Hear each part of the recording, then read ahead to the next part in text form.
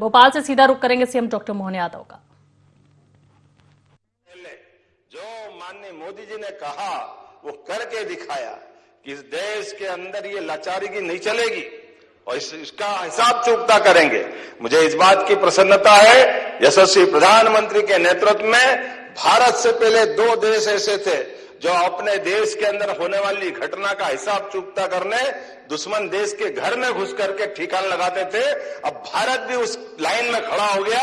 हमारे लिए सौभाग्य की बात है और हर बार नया रूप, हर बार नया प्रकार, कभी सर्जिकल स्ट्राइक, कभी एयर स्ट्राइक, और एयर स्ट्राइक का वो अभिनंदन मूछ वाला देखो कितना आनंद आता था जब वो कोई कारण से गए हवाई जहाज लेके मारने और आते टाइम पे हवाई जहाज पे कोई कारण से आक्रमण हो गया और हमारा जवान वो मूछ वाला पकड़ा गया।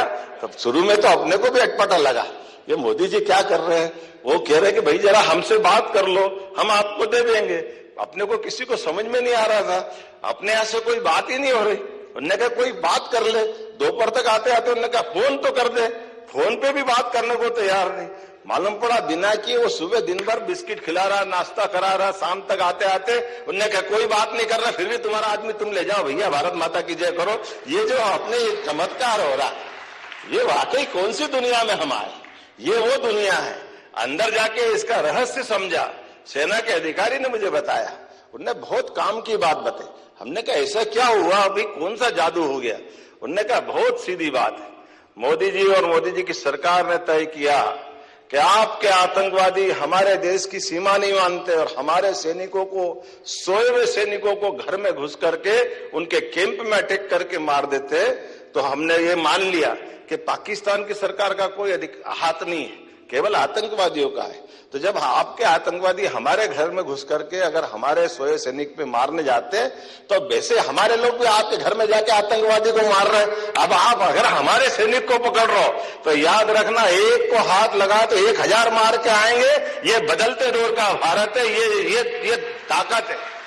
इसलिए पाकिस्तान की सरकार से बात करने का सवाल नहीं, क्योंकि अब तो पाकिस्तान के सेना ने पकड़ा था, तो अब युद्ध सीधा हो जाएगा। अब आतंकवादी का मुद्दा नहीं रहेगा। ऐसे एक नहीं ढेरों चीज। अब तो अपन देखो 2 दिन पहले ही वो पाकिस्तान के पीओकों में क्या हल्ला मच रहा है।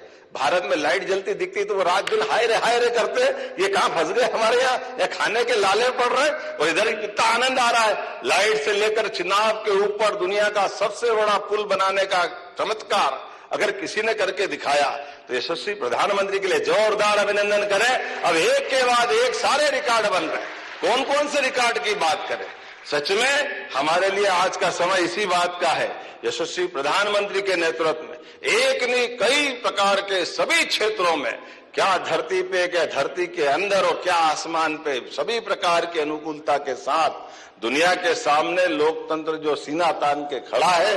हमें गर्व है कि प्रधानमंत्री हमारे नेता है और अभी तो ये अंगड़ाई है, आगे और लड़ाई है। 2029 में फिर एक बार सरकार बनाए, इसी प्रकार से आगे बढ़ते जाए।